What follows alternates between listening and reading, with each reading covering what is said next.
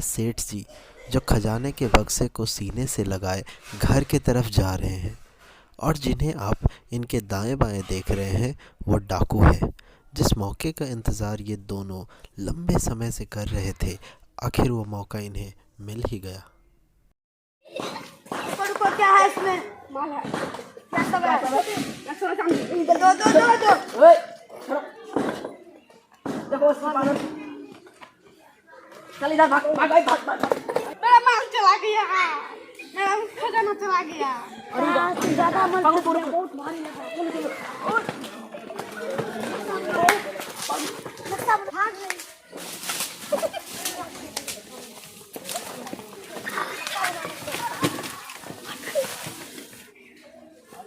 ज्यादा माल है। तो मजा ही है। जगह कहीं भूल ना जाए। चलो नक्शा अपने बना लेते हैं।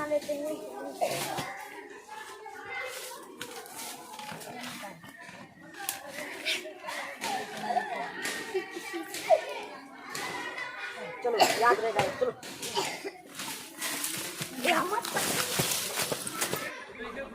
भागने के क्रम में उनके द्वारा बनाया गया नक्शा कहीं गिर जाता है और हवा उसे कहीं दूर उड़ा ले जाती है।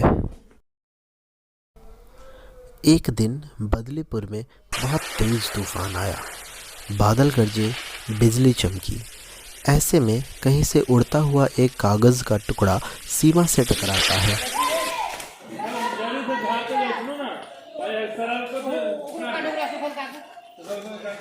ये क्या है? मुझे समझ नहीं आ रहा। लग तो रहा है नक्शा के जैसे। किट्टी से जाके पूछती हूँ क्या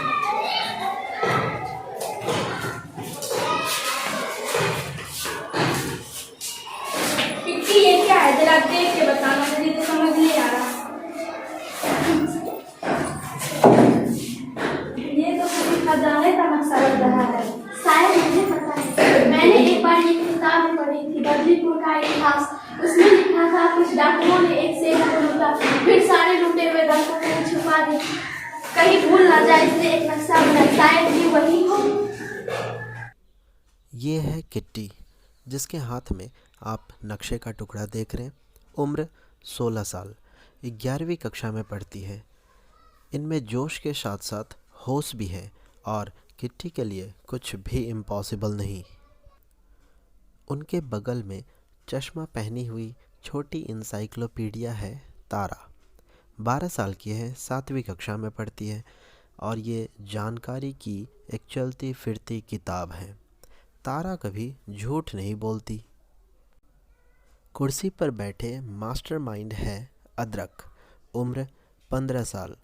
7वीं के बाद इन्होंने स्कूल छोड़ दिया, पर आप इन्हें अंडर एस्टिमेट नहीं कर सकते, क्योंकि ये एक नंबर के जुगाड़ू हैं। अदरक के पास तरकीब की भरमार है। अदरक और किट्टी के बीच में खड़ी 2 चोटियों वाली लड़की है सीमा। इन तीनों के दोस्त और आधा फुल टीम की एक अहम किरदार। ये सभी बदलीपुर में रहते हैं। किट्टी, अदरक और तारा तीनों को जासूसी करने का बड़ा शौक़ है। बदलीपुर में कुछ भी होता है तो तीनों पहुंच जाते हैं केस को सुलझाने। इन तीनों ने मिलकर एक टीम बनाई है जिसका नाम है आधा फुल। तारा, अब आएगा मजा। हम सब मिलकर खजाना ढूंढेंगे। याहू! पर मैं तुम्हारे साथ नहीं आ सकती। सीमा, क्या तुम्हें जो बड़े साहस वाले कामों में मजा नहीं आता? ऐसी बात नहीं है। जब मम्मी मना करती, मम्मी बोलती है बाहर जा, लड़कियों को पसंद नहीं करना चाहिए। मम्मी बोलती है घर में ही रह कर सिलाई, खाना बनाना जैसे काम करना चाहिए। सीमा, तुम्हें कितनी बार कहा है लड़कों की तरह बाहर घूमने मत जाया करो। लड़की घर में रहकर सिलाई सीखती है, खाना बनाना सीखो।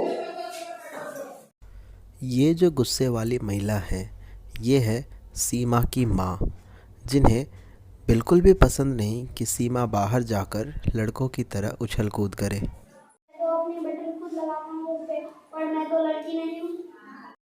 मैं तो लड़की होकर भी बाहर में खेलती हूँ। सीमा, ये सब जेंडर स्टीरियोटाइप है। ये जेंडर स्टीरियोटाइप क्या होता है?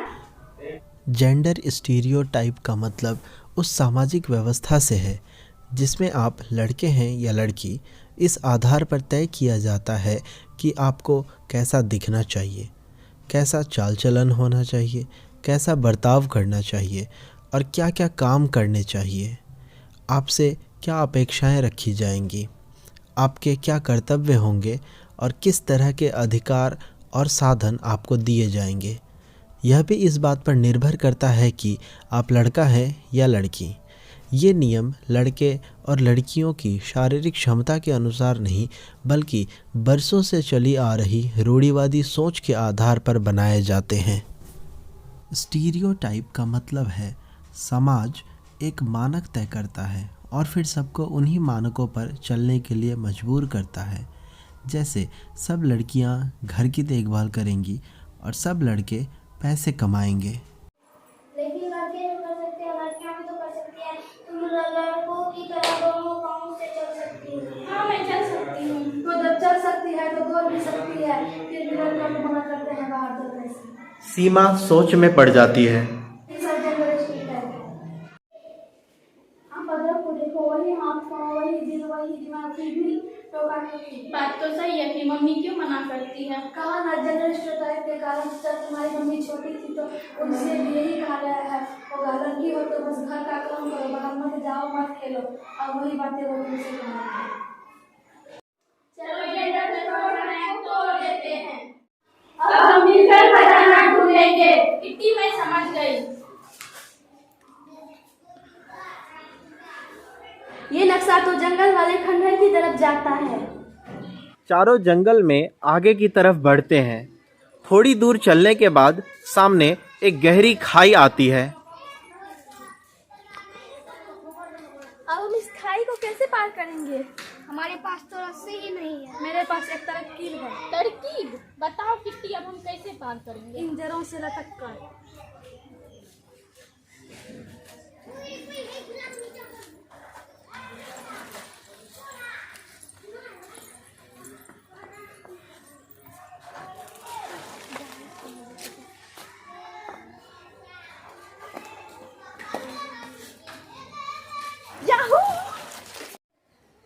एक एक कर चारों लटक कर खाई को पार कर लेते हैं। वाह, क्या तरकीब है तुम्हारे पास। चलते चलते चारों खंडर के पास पहुंचते हैं। खंडर इतना डरावना था कि अदरक का पसीना छूटने लगा। नक्शे के अनुसार खजाना इसी खंडहर में है। मुझे तो डर लग रहा है, मैं अंदर नहीं जाऊंगा। तुम सब रुको, मैं अकेले जाकर खजाना ले आऊंगी। अंदर पत्थर भी हटाना पड़ सकता है, ऐसी नौकरियां तुम कर पाओगी? तुम भी जेंडर स्टीरियोटाइप में फंस गए हो, सोच रहे हो लड़की हो तो क्या हुआ। मैं नहीं कर पाऊंगी, पत्थर हटाना पड़े या दिमाग लगाना पड़े, मैं कर लूंगी।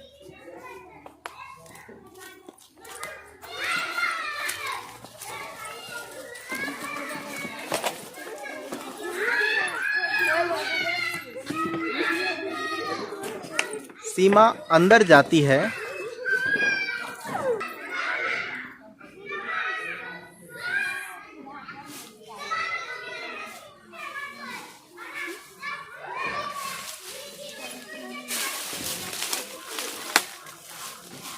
सीमा पत्थरों को हटाकर नीचे छुपा हुआ खजाना ढूंढ लेती है।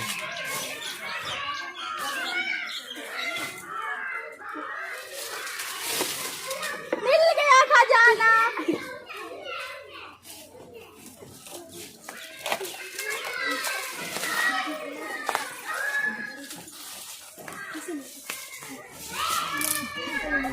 सीमा खजाना लेकर बाहर आती है तो सब खुशी में झूम उठते हैं।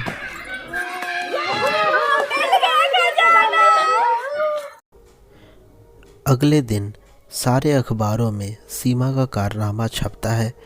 टीवी पर समाचार में भी आता है। लड़कियां वो सब कर सकती है जो लड़के कर सकते हैं। अरे वाह, लड़की होकर सीमा ने यह कारनामा कर दिखाया। ये हैं किट्टी के पिता, जिनको अब LLDB पे भरोसा होने लगा है। LLDB मीन्स लड़का लड़की दोनों बराबर। पापा, LLD लड़की लड़की लड़का लड़की दोनों बराबर है, बस आपके दिमाग में भी बराबर हो जाए।